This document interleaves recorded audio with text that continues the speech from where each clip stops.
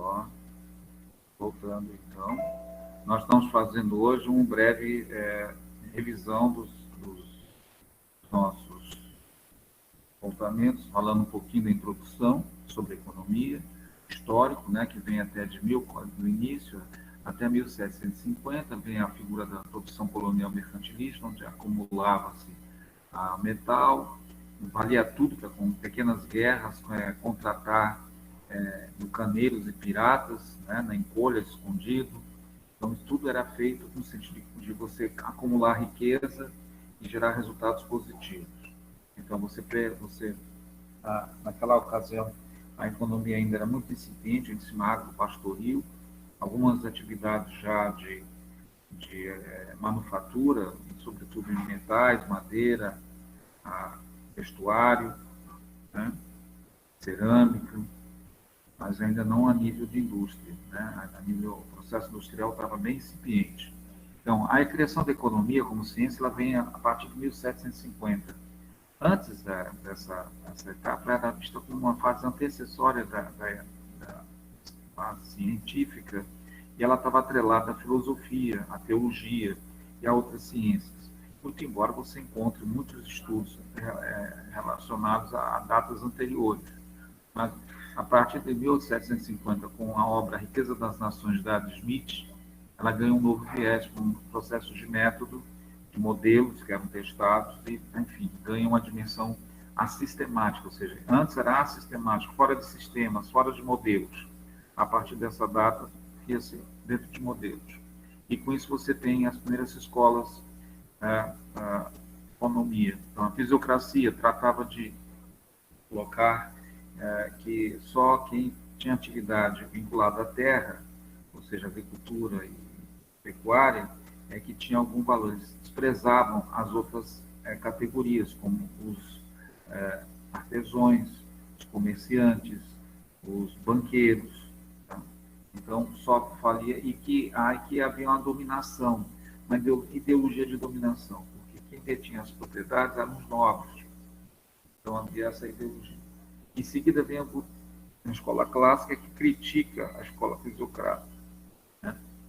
A oportunidade do trabalho, de ganhar dinheiro e subir socialmente.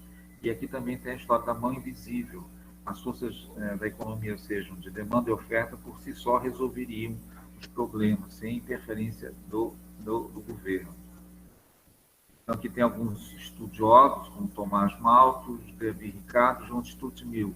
O Malthus tem uma teoria interessante da população, onde a subsistência, a alimentação crescia a uma taxa aritmética, enquanto a população crescia a uma taxa geométrica. Só que na sua tese, ele não considera a tecnologia, ele despreza a tecnologia. Tá? Só dou esse ênfase nesse aspecto.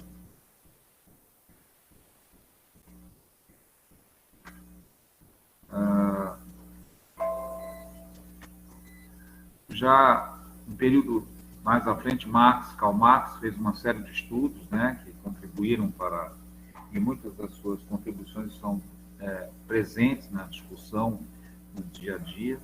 Entre elas, eu vou dar ênfase aqui à mais-valia. A mais-valia capital também, exército de reserva. A mais-valia considerava que o capitalista, o empresário, ele contratava mão de obra, comprava os insumos, fazia a combinação, gerava o produto, vendia.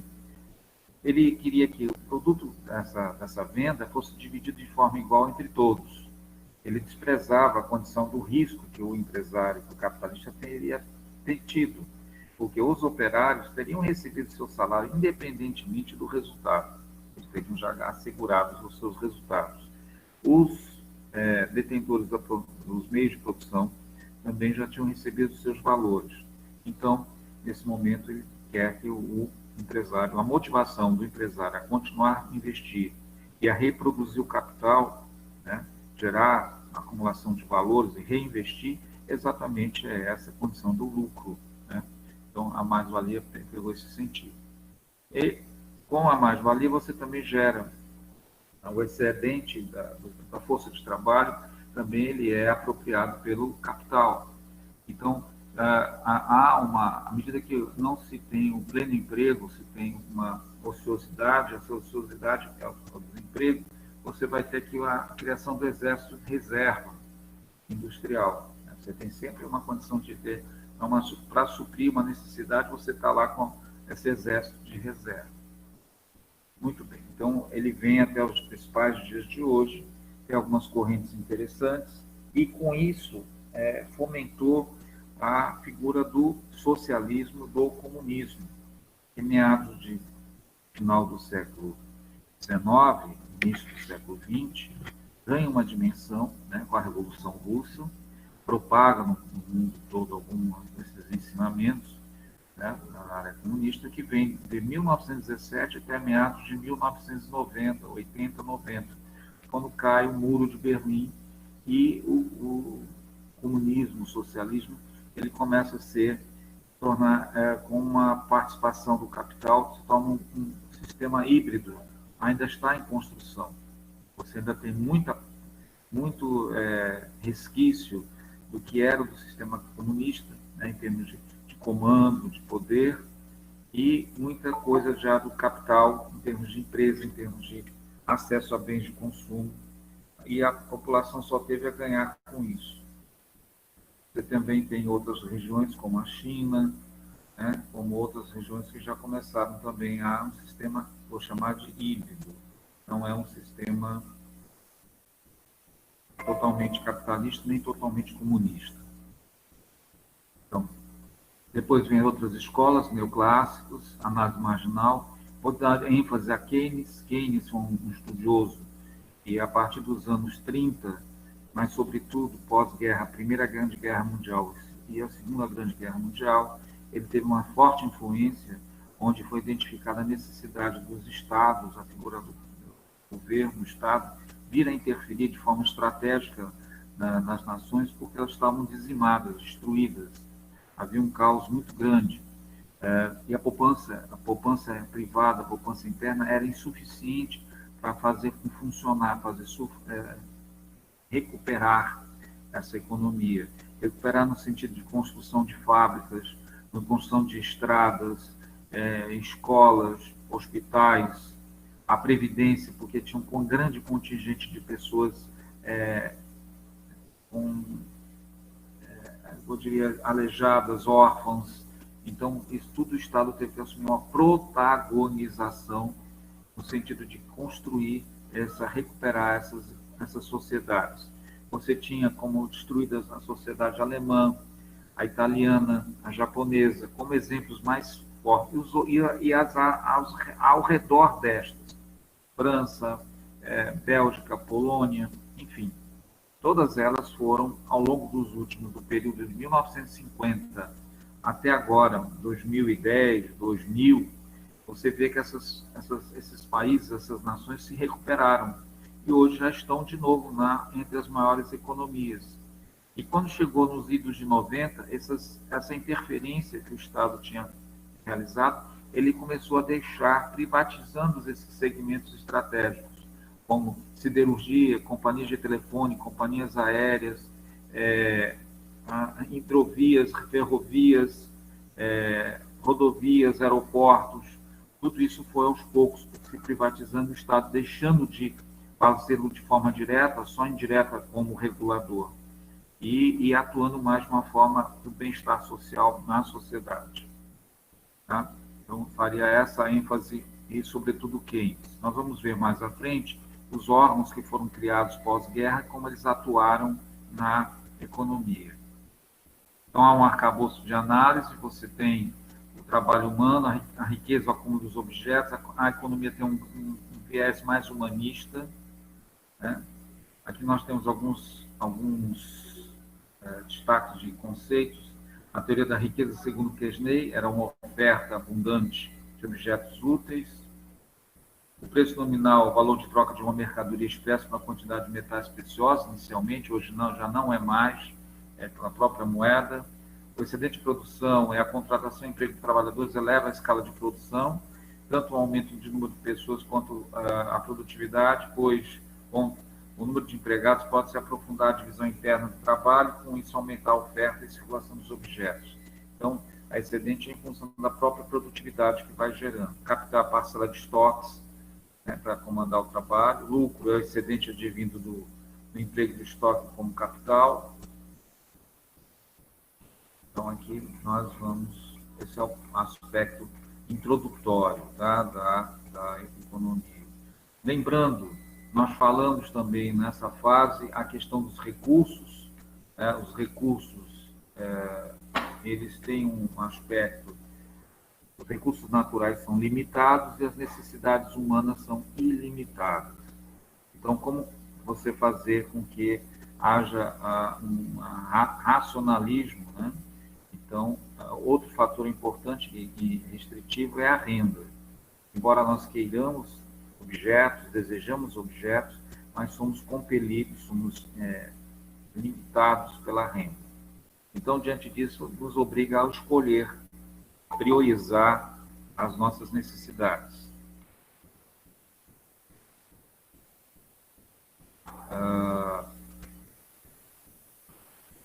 Em seguida, nós vimos as 4 perguntinhas básicas da economia: o que, quando, como, onde. Né? Elas vão direcionar a alocação de recursos para atender a produção de bens e serviços com vistas a satisfazer as necessidades humanas. E isso há uma ordem natural, normal, na economia aberta. Já na economia fechada, ou dita planejada, ou dita socialista, comunista, as demandas para a sociedade são planejadas. Então, o órgão central define o que vai ser produzido e como vai ser distribuído. E o evento, o preço, ele é simbólico, ele só tem um mérito escritural, né? Não existe a correlação de renda, que as pessoas vão ter acesso aos bens. Então, eu daria essa ênfase entre o que é o regime liberal, né, que é o capitalismo, e o que é o regime fechado, planejado. Tá? Mercado, nós temos as forças de demanda e oferta. Demanda é igual à procura. Nós temos as leis gerais da demanda e da procura. A lei geral da demanda é uma relação inversa entre preço e quantidades. Então, quanto maiores forem as quantidades procuradas, menores deverão ser os preços. Quanto menores as quantidades procuradas, maiores serão os preços. É uma relação inversa. Já para a oferta, é uma relação direta. Então, se os preços sobem, os empresários vão querer produzir mais, as quantidades vão ser maiores. E por serem quantidades maiores, os preços tendem a subir. Então, essa é uma situação na oferta. Tanto a demanda quanto a oferta, existem 4 maneiras de representação. A primeira delas é a própria lei geral. A segunda é uma curva, né? A curva que representa a oferta e a demanda. Tanto essas 4 formas de apresentação estão presentes para a demanda, estão presentes para a oferta. Então, no âmbito da demanda, repetindo, tem a lei geral, a curva, a função, e você tem a escala. É uma forma de apresentação, como se fosse uma tabela. Da mesma forma, se repete na oferta. Você vai ter a lei geral da oferta, vai ter a curva de oferta, vai ter a função de oferta e a escala de oferta. Se eu perguntar para vocês quais são as 4 formas de apresentação da oferta ou da demanda, seriam essas 4 formas que eu estou indicando. Nós também vimos o mercado, né? Como é que eu considero uma demanda de mercado ou demanda agregada? É o somatório das demandas individuais. Da mesma forma, oferta de mercado ou oferta agregada é o somatório das ofertas individuais. Nós vimos também em seguida a questão do equilíbrio. Quando é que está em equilíbrio o mercado? É quando há a conjunção da oferta e da demanda, da procura. Vocês vão ter o ponto de onde elas se interceptam, né? Nesse ponto onde elas se interceptam, você projeta no gráfico, você tem, de um lado, preço de equilíbrio e, de outro lado, a quantidade de equilíbrio. É o ponto onde se tem o preço de equilíbrio, pressupõe que os preços não subam e nem reduzam. É o momento correto. É o ideal para uma economia. O ideal é que ela tenha essa posição mais próxima do equilíbrio. Mais próxima do equilíbrio, ela também vai ter a quantidade de equilíbrio, ou seja, as pessoas vão procurar, a sociedade vai procurar por bens e serviços, e, de outro lado, os produtores vão ter como ofertá-las. Então, você vai ter uma posição de equilíbrio. Tendo uma posição de equilíbrio, você já vai inibir o fenômeno da inflação. Lembrando, a inflação é a majoração contínua e generalizada dos preços. Então, se os preços estão em equilíbrio, então não há aumento de preços, portanto, não haverá inflação. Posso prosseguir? Tudo tranquilo, né? Lembrando aos senhores que a gente está fazendo uma revisão rápida do conteúdo. Estou seguindo aqui, esses materiais estão expostos na plataforma. Vamos falar um pouco de elasticidade. A elasticidade, ela trata, é uma medida de sensibilidade, né? Quando houver mudanças no preço, na demanda, na renda, na oferta, então vai haver uma sensibilidade que vai indicar se aquela sensibilidade é elástica, ou seja, o resultado foi maior que 1, é inelástica, o resultado foi menor que 1, ou é unitário. E através desses resultados você também vai identificar alguns tipos de bens que a gente vai rapidamente passar aqui. Então, há uma sensibilidade, o conceito é utilizado para medir a reação dos consumidores às mudanças das variáveis. Então, essa sensibilidade que eu mencionei agora, você vai identificar e testá-las.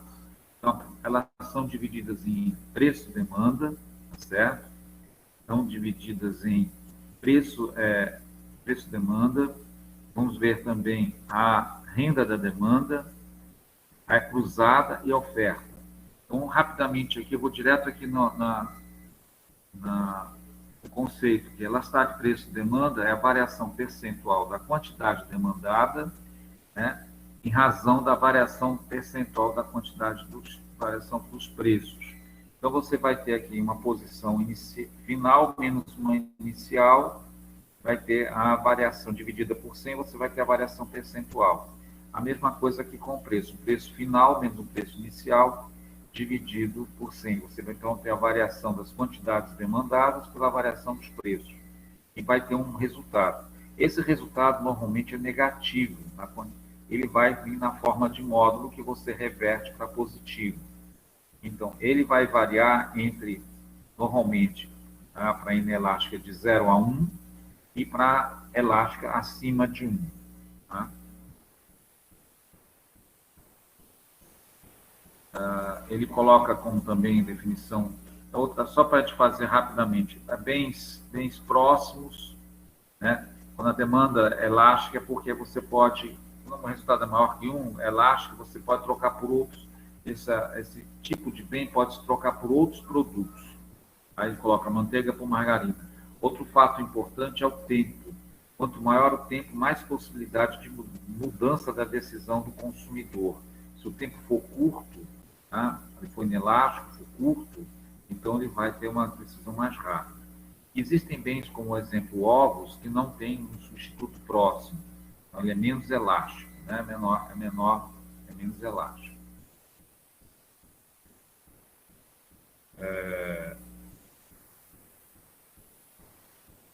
Falar dos bens supérfluos e de luxos, né? Os necessários e de luxo. Os bens necessários tendem a uma demanda inelástica, os bens necessários tendem a ter uma resposta menor que 1, e os de luxo maior que 1.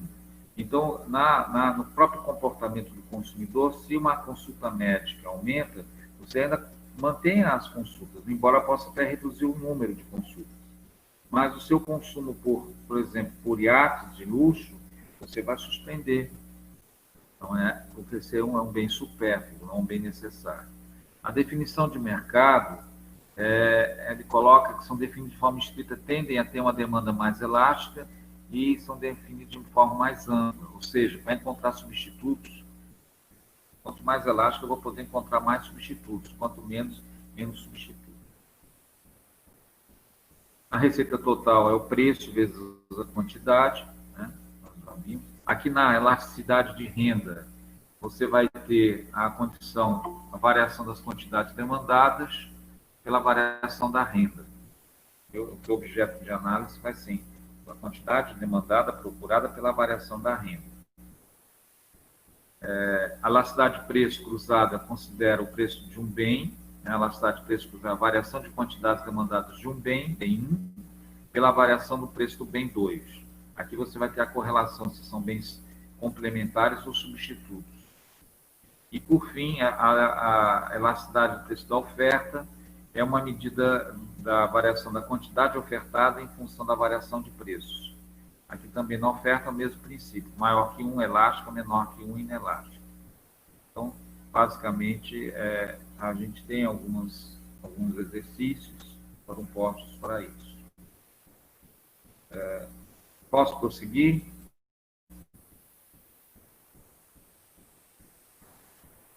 Pode. Professor, você pode falar mais um pouco sobre esse preço na oferta, na elasticidade? Vamos lá. O conceito de elasticidade, ele está querendo identificar as variáveis que possam afetar a sua decisão no âmbito da oferta, como também no âmbito da demanda. Que decisões poderiam ser, influências poderiam vir a interferir. Então, o preço é o primeiro item que você considera, né, nesse momento, o próprio preço do bem.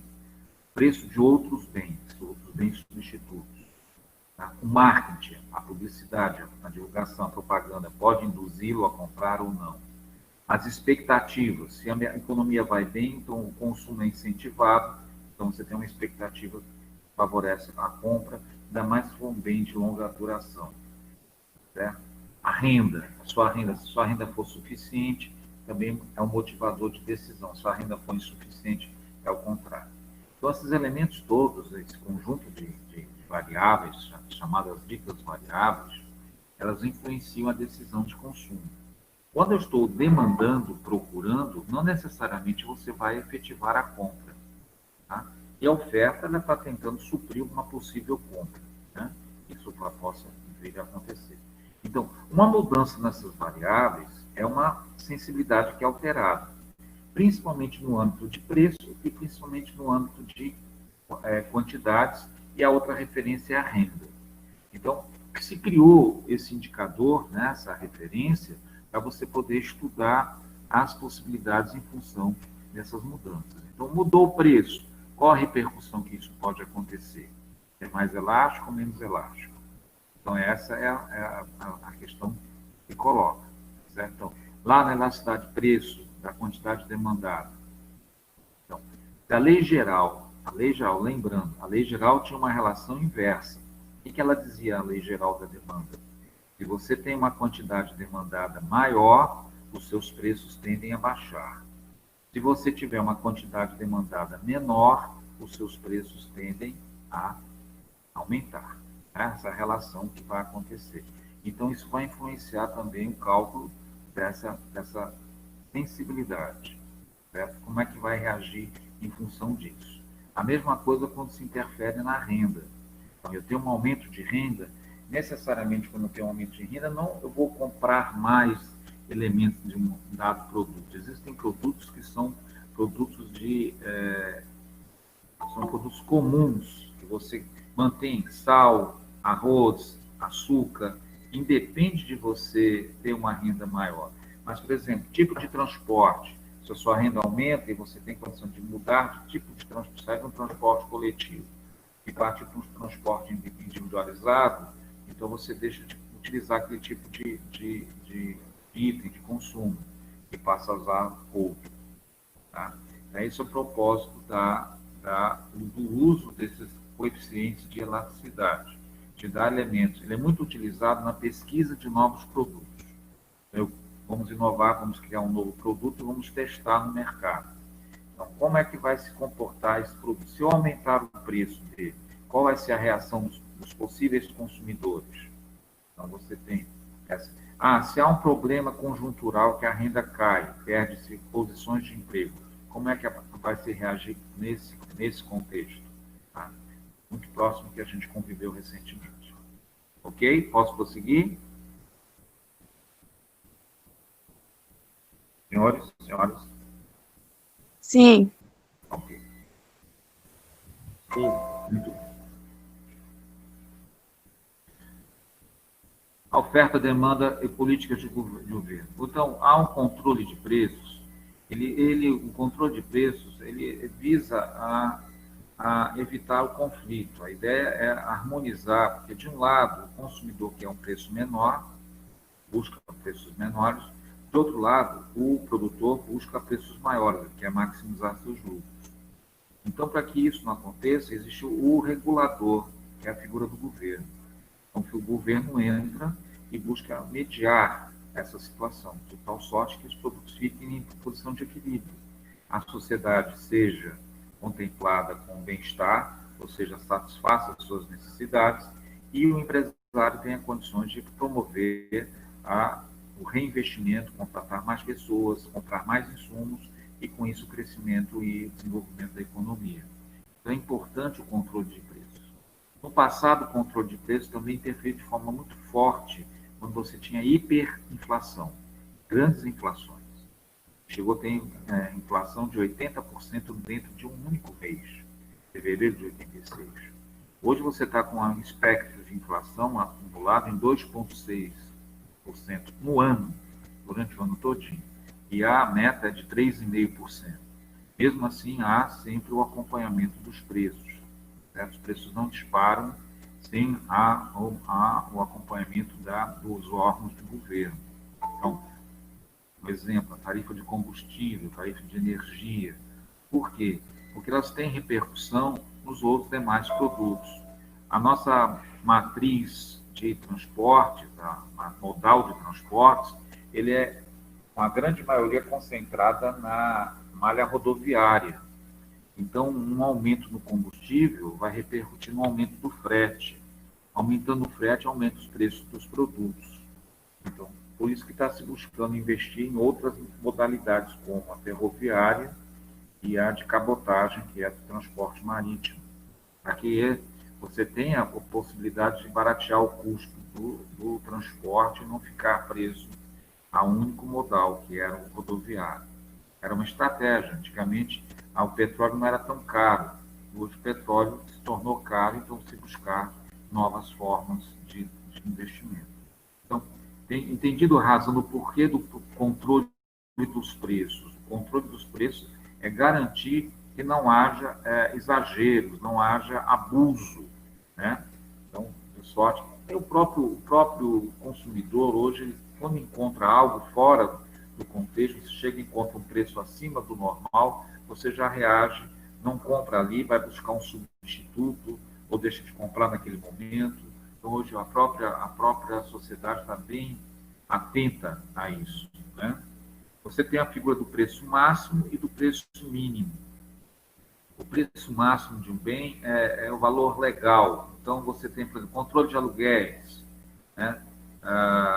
Então, há tipos de preços máximos. Vamos colocar assim, um exemplo, passagem aérea, você tem lá o preço teto. Diárias de hotel, você tem preços teto. Locação de imóveis, de carros, tem preços teto. Então, quando é alta estação, se utiliza esse preço máximo. Quando é baixa estação, essas empresas, porque vão ter uma ocupação menor, né, tanto dos voos como dos hotéis, como o volume de locações diminui, estou dando como exemplo, eles colocam descontos, chegam a ter descontos até de valores bem expressivos, 50%, enfim. Tá? Então, você tem essa questão aqui do preço máximo bem empregada no teto. Né? O preço mínimo, já ao contrário, é para assegurar que vai ter. Então, um exemplo: o governo assegura para os produtores de agricultura que eles possam manter as culturas, os plantios de milho, de soja, enfim, desses produtos que não estraguem, né? E ao fazer a colheita, se o mercado não tiver com preço maior, eles garantem comprar aquela produção. Com isso, o produtor tem a condição de resgatar o seu financiamento junto ao órgão, normalmente o Banco do Brasil, gerando um excedente para poder se subsistir e reinvestir na próxima safra. Quando não, o valor de mercado é superior ao preço mínimo ofertado pelo governo, aí o ganho é maior. Tá? Então, esse é o sentido do preço máximo e do preço mínimo. Na realidade, tem o mesmo de provocar o equilíbrio. Há um equilíbrio, não deixando que sejam injustos e a sociedade seja explorada. Ok? Posso prosseguir? Tranquilo, né? Isso aí não tem maiores dúvidas. Então, o imposto de um bem é uma quantidade. Então, o governo estabelece o imposto e o imposto ele reduz o tamanho do mercado. Então, se você tinha, nós tivemos aqui a figura do imposto que você aplica sobre um produto que estava sem imposto. Então, quando isso acontece, o preço sobe. Como a renda é limitada, as pessoas vão comprar, o preço subiu, as pessoas vão comprar quantidades menores, o que limita a sua renda. E, ao fazer isso, também vai acabar repercutindo também na redução de produção. Por sua vez, não vai ter o efeito, a receita não vai crescer de uma forma tão grande como se deve.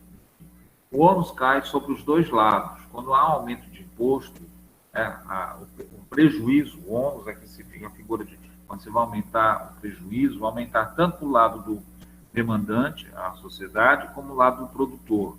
O produtor pode até tentar transferir esse ônus, esse custo para o custo do produto, mas, no fim, as pessoas vão retirar, vão diminuir a sua quantidade de compra e acaba revertendo também para o produtor.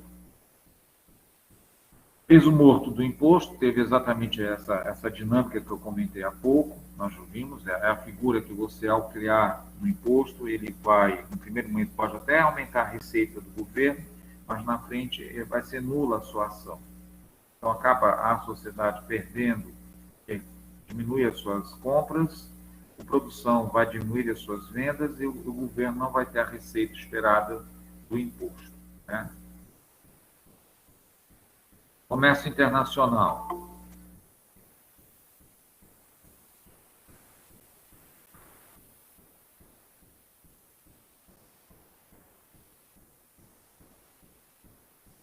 Então, comércio internacional, nós explicamos a figura quando surge um exportador, quando surge um importador. Então, o país tem uma situação de vantagem comparativa, tem uma região rica em insumos, né? Você tem a matéria-prima, farta, você tem uma mão de obra também disponível, qualificada, e tem a tecnologia. Associando esses três elementos, você vai ter o resultado de um produto de boa qualidade a custos baixos. Então, ele se torna um produto competitivo. No primeiro instante, ele cobre toda a necessidade da região, as pessoas são supridas e ainda gera excedentes. Esses excedentes são vendidos para outras regiões. Aí eu tenho a figura do exportador, ou seja, você está entrando com um produto numa outra região, num valor competitivo com qualidade. Vamos agora entender o importador. De sorte que eu tenho uma outra região onde há dificuldade de matéria-prima, a matéria-prima é escassa, a mão de obra também é escassa ou não é tão capacitada e a tecnologia é ausente. Então, você consegue produzir aqueles itens, porém, eles não têm a mesma qualidade e também têm um custo maior. Então, logo, você vai ter lá fora que produzam esse mesmo produto uma maior qualidade e com um preço menor. Ou ser um preço menor e vai atender a comunidade, então essa região vai comprar de outra esse produto. Então ela vai importar esse produto de outra região. Então aqui você tem, em função da vantagem comparativa, a figura do exportador que vende o produto e a figura do importador que adquire, que compra o produto de fora para suprir suas necessidades. Ok? Então, o governo cria um modelo de proteger a sua produção, proteger os empregos, proteger a tecnologia, proteger os recursos naturais. E, para isso, ele cria a figura do chamado protecionismo. Vocês volta e meia vem a mídia falando em protecionismo. No comércio internacional existe ou a figura do protecionismo. Todos os países criam na sua legislação mecanismos de criar tarifas e procedimentos alfandegários burocráticos para dificultar a entrada de produtos de outros países no seu país, a não ser que seja de caráter estratégico. Então, por exemplo, a indústria automobilística nacional, nós produzimos itens de modelos de veículos e tal qual são produzidos em outros países. Só que a nossa carga tributária é maior, enfim, se eu for importar um item lá de fora para trazer para cá para o Brasil, em função das tarifas, dos impostos que estão lá na legislação, esse produto, ao final, vai ficar muito mais caro do que se eu comprasse um produto doméstico, nacional. Exatamente o propósito é esse, é desmotivar a importação e valorizar o produto doméstico, no sentido de poder manter a mão de obra e desenvolver a tecnologia e também os recursos naturais. Então, você tem essa figura do protecionismo. Mas vamos falar agora há pouco na questão estratégica. Estratégia em sentido. Recentemente, nós estamos ainda nesse processo de pandemia, e nós tivemos dificuldade de insumos, os EPIs, aventais, máscaras, luvas, toucas, sapatilhas, enfim, esses itens que eu estou mencionando.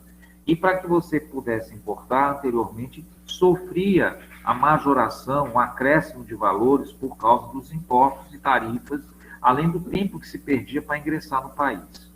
Então, em razão da dificuldade que está se tendo e a necessidade para suprir as carências de saúde, o governo estabeleceu que, durante o prazo da pandemia, enquanto perdurar a pandemia, esses produtos estão isentos de tarifas, de impostos, e tem uma celeridade na sua liberação quando importados. Ok? Então, é de caráter estratégico. Então, eu posso ter também medicamentos, alguns medicamentos também, da mesma forma, tiveram isenção de tributos. Então, é uma situação transitória. Logo que voltar ao normal, deve se recuperar de outra maneira. De outro lado, não sei se vocês viram recentemente, tivemos a visita de um representante americano lá no Rondônia, deu um burburinho danado no Congresso, mas a mídia deixou de informar que nessa relação eles autorizaram acréscimo, o incremento de produção de açúcar. Então, lá nos Estados Unidos, há um controle rigoroso do ingresso de produtos importados de outros países, porque lá a produção de açúcar, eles utilizam a beterraba, o milho, é a própria cana-de-açúcar, mas não é só cana-de-açúcar. Aqui no Brasil, nós somos produtores tradicionais, seculares, de cana-de-açúcar, e a nossa produção é uma das maiores do mundo. Então, na vinda deles, autorizaram 80 mil toneladas de açúcar. Então, os produtores nacionais vão poder exportar mais 80 mil toneladas. É a mesma coisa, existe essa correlação, são regras da Organização Mundial de Comércio, são as tarifas que são utilizadas. Então, e aqui a figura da externalidade, né? Vamos falar aqui, o que vem a ser externalidade? A externalidade é um pacto entre duas partes que pode afetar terceiros. Então, um exemplo, recentemente, já vai fazer quase 2 anos, você teve o acidente de Brumadinho, lá em Minas Gerais, Espírito Santo, onde havia uma relação da mineradora e pegava o seu produto e exportava para um comprador, que no caso é externo, o governo chinês. Essa era a relação de duas partes. Porém, o minério ele tem uma preparação, os resíduos são acumulados em barragens e, por problemas de ordem técnica, de falta de manutenção, falta de cuidado, essa barragem ela rompeu, além de causar malefícios à própria organização, né, à própria empresa, com perda de vidas de funcionários, ela também afetou os vizinhos, os arredores em longa extensão, né, causando um estrago de uma magnitude tremenda.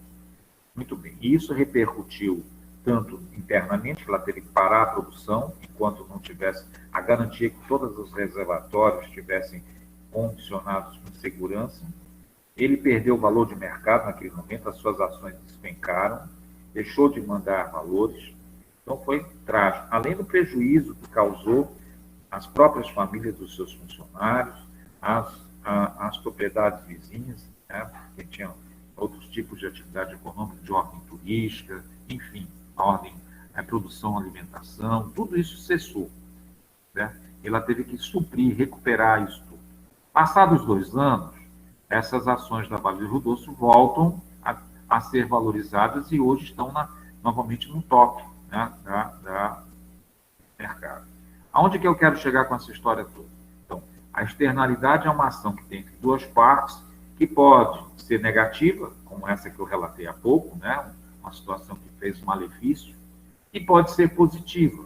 Positiva no sentido de fazer benefícios. Vamos pegar o exemplo da internet.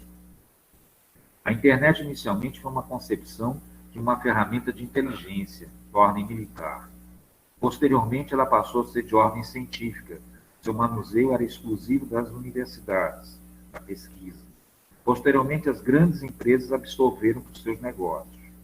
E depois ela chegou ao público, ao domínio público, também como negócio. Não deixa de ser o uso dela, comprando um espaço, enfim, os equipamentos, tem sempre uma correlação que acaba sendo, tem algum negócio envolvido.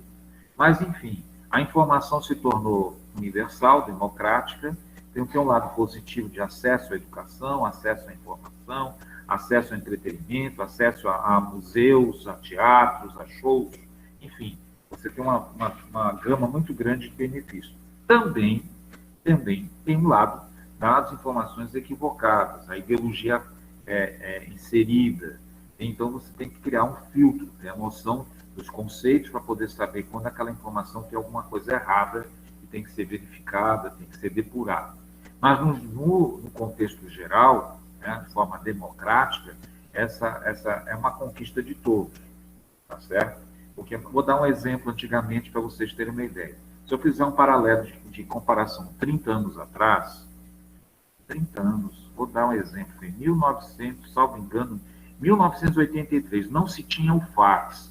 Você queria remeter uma informação, uma imagem, você tinha que colocar num malote para mandar para o organismo.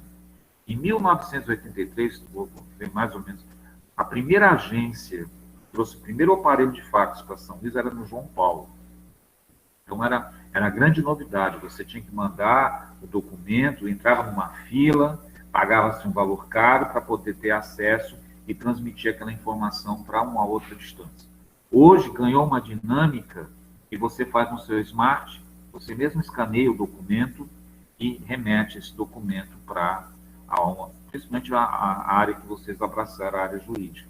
Faz toda a petição, junto aos anexos, tudo isso se consegue fazer através de um smartphone. A tecnologia avançou muito.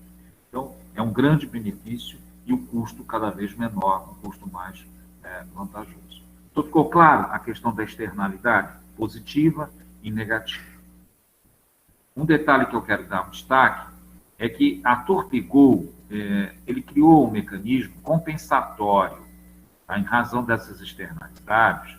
As grandes projetos, as grandes empresas, os projetos sempre tinham um viés que afetavam o meio ambiente e não tinham uma forma de mitigar, de diminuir os seus efeitos com você criando fundos ou impostos para que a população não fosse tão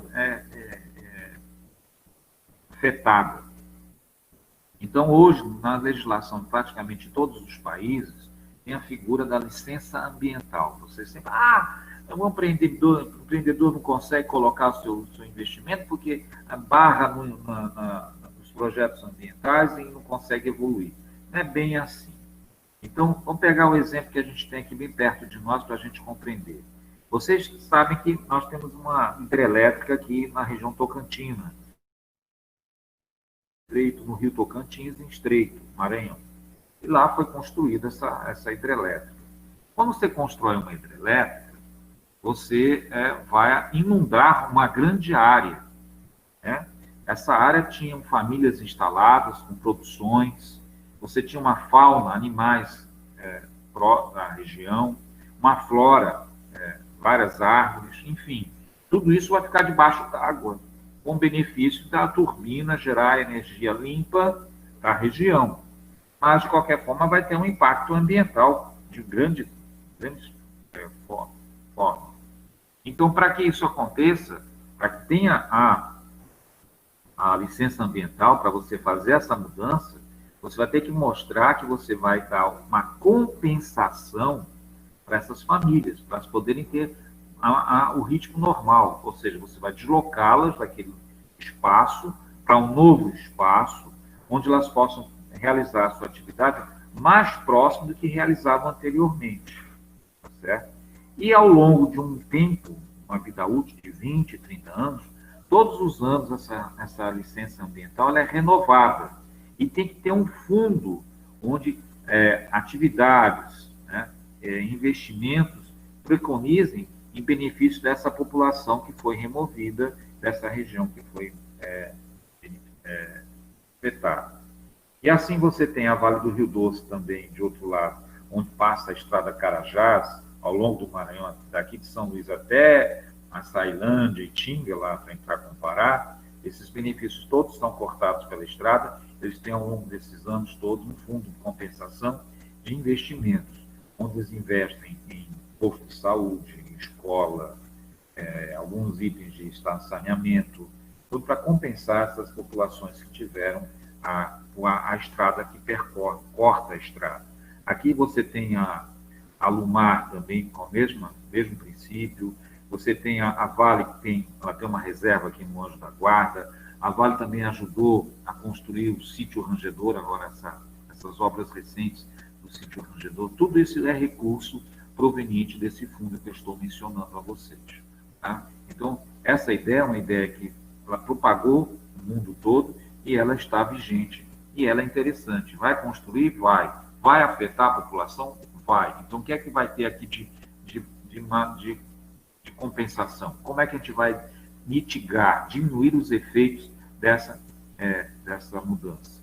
Ok? Eu acho que é uma ideia bem clara, bem interessante. Isso aí vai ter também, a gente pode voltar também a falar depois de direito econômico, uma coisa mais próxima dela.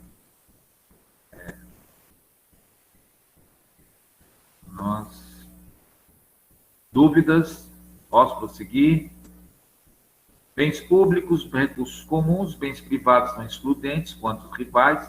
Ele faça aqui, essa exclusão, se você for uma casquinha de sorvete, só pode ser adquirida por você, quando muito você divide com seu companheiro ou companheira. Quando muito, né? Mas ele é excludente, é específico. Já para bens públicos, eles não são excludentes, nem rivais. Eles podem ser utilizados por todos. Como exemplo aqui de uma campainha para fazer como se fosse um alerta, né? Ou você também pode pegar um banco de uma praça. Ele pode estar até ocupado no momento, mas a pessoa que ocupava sai. Aí você vai lá e também vai utilizar para contemplar a praça.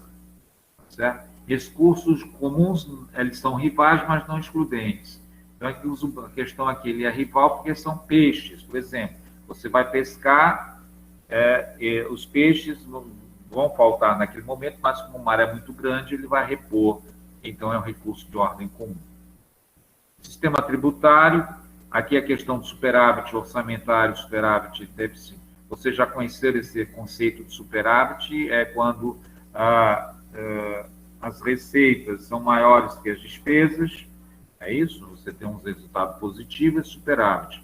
E o contrário, é déficit quando o resultado é negativo. Tá?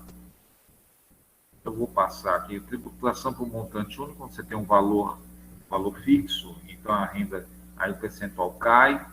Os princípios de tributação de benefício, o uso do benefício, você só vai pagar o tributo se você tiver o benefício em troca. Um exemplo que eu dou para vocês é o IPTU, depois a gente vê também isso lá mais fortemente em direito econômico. Então, IPTU, a regra diz que você só pode pagar IPTU se onde você mora, você é beneficiário de ruas asfaltadas, ruas com meio-fio, calçada. A calçada até é uma atribuição do próprio proprietário, iluminação pública existente, nas quadras próximas, escolas públicas, posto de saúde, acesso, né, como eu estou mencionando. Então, são benefícios, mercado, equipamento público, né? Então, tendo esses benefícios, você vai ter que pagar o IPTU. Agora, se eu não tenho esses benefícios, a ausência desses benefícios me reverte a uma área rural, porque a área urbana ela tem esses benefícios. A área rural não é mais IPTU, é outro tipo de imposto. Tá? Muito bem. Capacidade de pagamento, a ideia é de que você só cobra se a pessoa tiver condição de pagar. A equidade é a forma de distribuição, né? Os indivíduos com maior capacidade de pagamento deveriam pagar mais quantias, e os que têm imposto similar pagar a mesma quantia. Aí você tem os impostos proporcional, regressivo e progressivo. Custo de produção, vocês tiveram essa noção dos custos, o que seria os custos implícitos, explícitos, o fixo, variável, é só para ter a noção. Isso aqui é para ter uma noção desses termos, também não temos na contabilidade nacional, nós falamos sobre eles, eu só vou colocar aqui. Essa questão do marginal é sempre o resultado de uma unidade adicional, aí você vai ter, conforme for a situação. Mercado, fator de produção, a mesma coisa, vou pular aqui, por causa do nosso tempo. Grande discriminação, capital humano, é interessante só fazer esse destaque aqui. A diferença de salários, ela surge das questões de experiência, conhecimento. Então, você é graduado, você tem pós-graduação, você está há 10 anos no mercado, você tem resultados reconhecidos, então a sua remuneração vai ser maior do que aquele que não tem essas mesmas condicionantes. E aqui você vai ver isso na forma do capital humano, acumulação de conhecimento e experiência. Né? Hoje, os bancos de financiamento de alguns tipos de negócio, eles consideram se aquele proponente, né, do investimento, ele dispõe ou não do capital humano necessário para desenvolver aquela atividade, ou seja, ele tem vivência, tem experiência para tocar aquela operação. Se ele não tem, ele não empresta. O sindicato é um órgão, é uma entidade que era para defender os interesses da categoria, esse é o objeto do sindicato. Há algum tempo ele distanciou um pouco disso, foi além disso. Agora, com a mudança da legislação, que você não é mais obrigado a dar um dia de trabalho, independente de ser ou não filiado ao sindicato. Então, para o sindicato conseguir que você pague essa mensalidade ou essa anuidade, ele tem que convencê-lo que realmente ele está realizando medidas de proteção à categoria, né? Que antes não tinha, era mais, nem prestação de contas tinha. A greve é um instrumento quando não há mais diálogo entre as partes, o patronal e os trabalhadores. Salários de eficiência acima do nível de CLI pago pelas empresas, objetivando aumentar a produtividade dos trabalhadores. Hoje, praticamente todas as organizações adotam esse instrumento, qual seja, parte da sua renda é fixa e parte da sua renda é variável. Então, o variável está atrelado à produtividade. Então, se os resultados forem positivos, eles revertem um aumento da sua renda variável, é como se fosse uma comissão.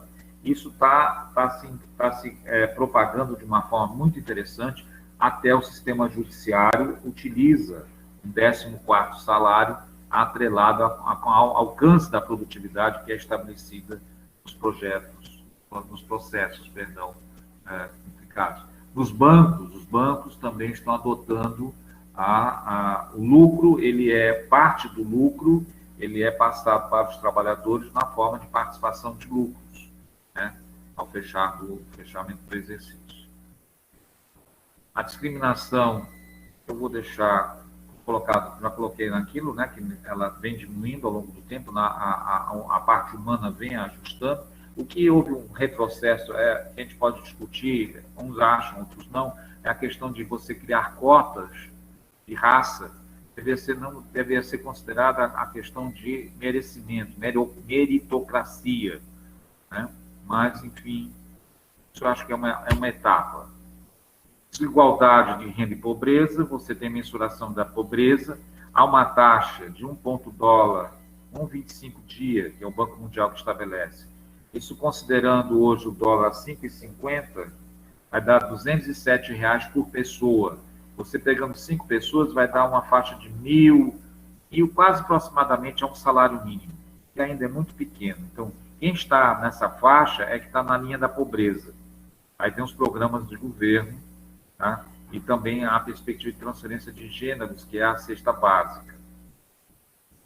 Ciclo de vida. Nós temos o jovem, que tem que iniciar a vida com uma renda menor. Quando ele chega aos 50 anos, atinge a maturidade, a renda está no ápice, e aos 65 anos, normalmente, ele alcança a aposentadoria.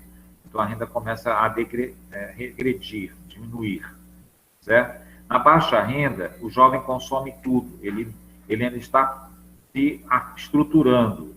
Na maturidade, você já tem estruturação, então você gera excedentes. Então, é possível você ter poupança, né? Gerar poupança.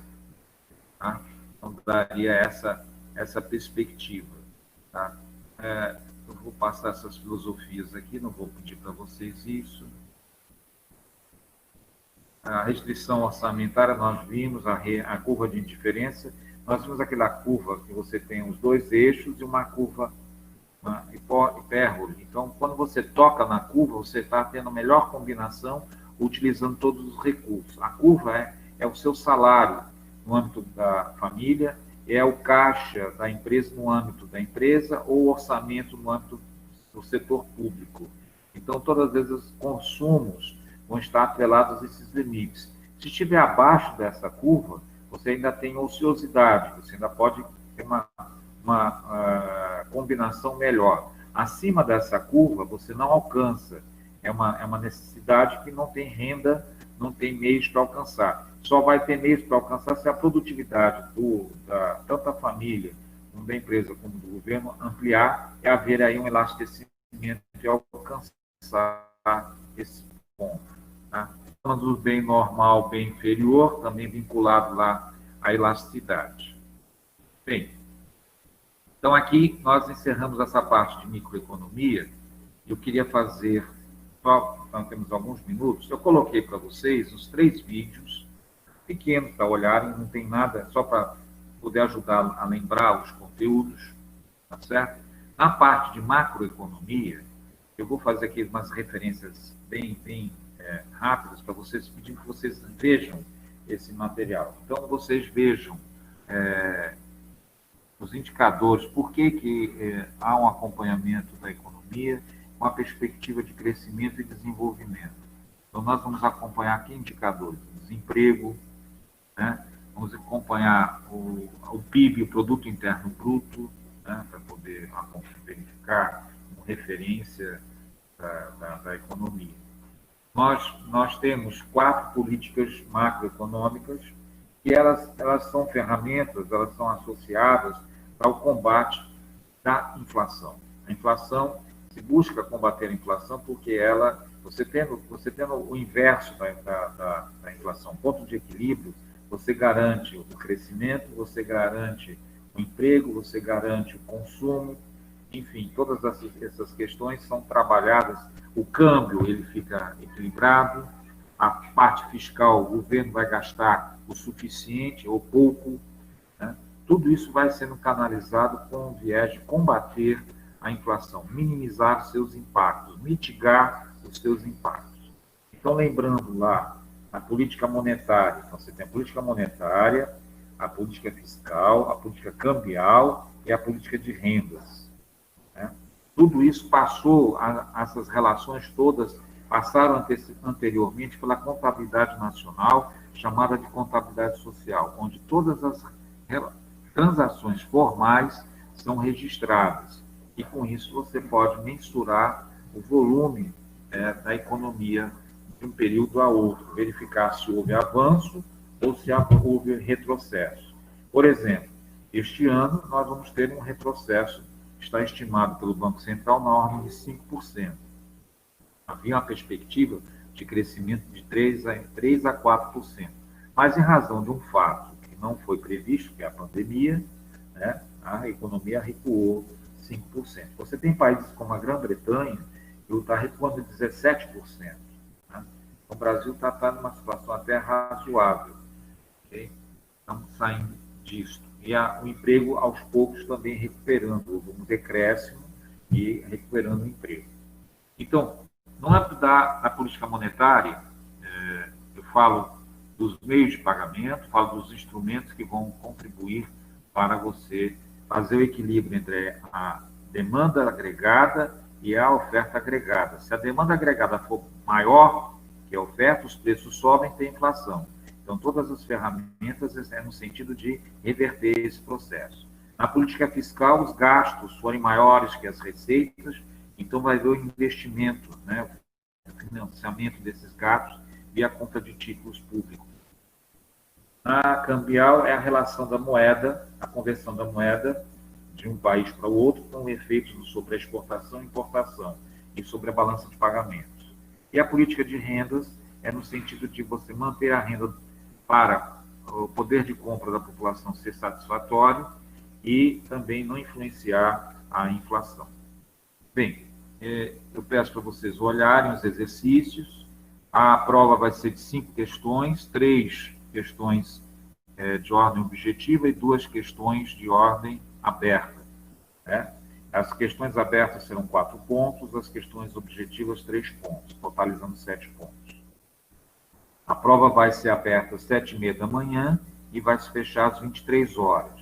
Quando vocês iniciarem as provas, elas vão ter 3 horas de duração. Vocês respondem e confirmam, certo? No horário da aula, eu vou estar disponível para tirar dúvidas, mas não vou responder questões. Posso esclarecer algum enunciado que tenham alguma dúvida. Ok? Alguma pergunta?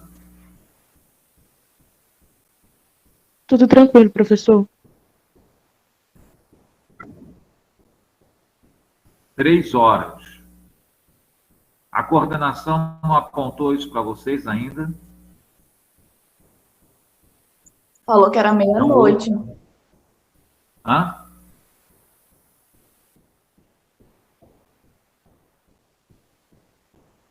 Então,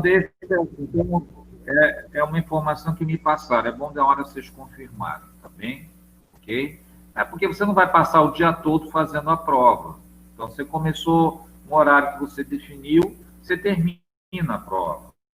É isso? Vai passar o dia todo. No momento que você começa, você termina. É esse o sentido. Alguma dúvida? Podemos encerrar, senhores?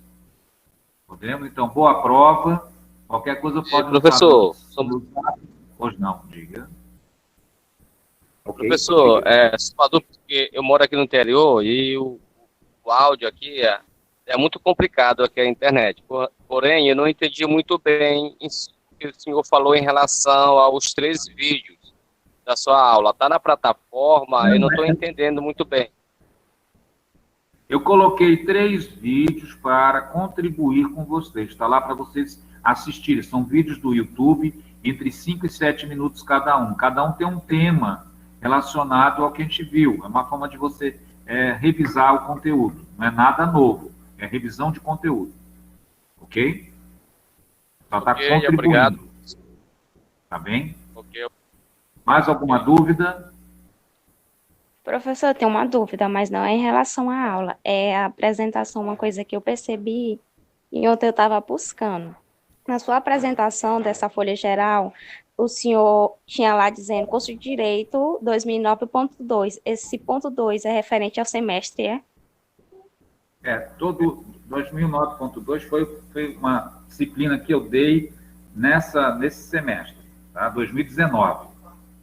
É porque eu vi que quando a pessoa vai classificar e bota 2020.1 ou ponto 2. Qual a diferença do ponto 1 para o ponto 2? Não, é porque essa disciplina, toda vez que você abre os períodos, só para você ter uma ideia, você está agora em 2020.2, segundo semestre do ano de 2020. Eu ofereci essa disciplina, eu ministrei essa disciplina para uma outra turma de Direito em 2019.2. Essa é a referência. Compreendeu? Compreendi, obrigada. Tá bom? Ok.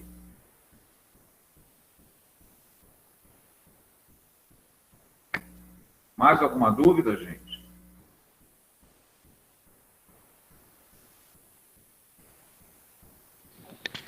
Boa tarde. Boa tarde. Diga. Tem jeito. Eu só faço complementação da sua disciplina.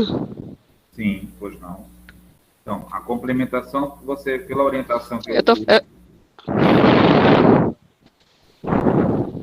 Qual a dúvida? É porque, no caso, não necessita fazer as provas e os trabalhos, né, professor? Porque eu não vou precisar de pontuação, só para complementar. Eu fiz uma consulta para a coordenação, eu vou passar a consulta que eles me deram com retorno, tá? Eu não estou me recordando, eu acho que é só cumprimento de cargo, mas as atividades tinha que fazer. Eu vou verificar aqui e te retorno, tá bem? Ok? Para me dar certeza. Ah, tá, professor, porque eu observei... Ah, tá, porque as atividades, eu olhei que é para complementar o trabalho, para complementar a nota, né? Isso. Aí, como eu estou só complementando e não vou precisar desses pontos, nota, achei que não tivesse necessidade, porque eu também já fiz a complementação Eu entendo. em psicologia. Não, Aí não eu estou certo, mas eu lhe peço, como é que eu posso dar um retorno para a senhora? Só para mim poder dar, vou pegar essa consulta e passo para a senhora. Eu vou lhe mandar uma mensagem no WhatsApp. Eu tenho o seu WhatsApp. O professor, Faça isso, por favor. Certo. Sim, Giovanni. eu falei com o professor Alexander, porque eu também faço só complementação. Aí ele Correto. falou que as provas a gente não faz, somente as atividades que não compõem notas. Sim.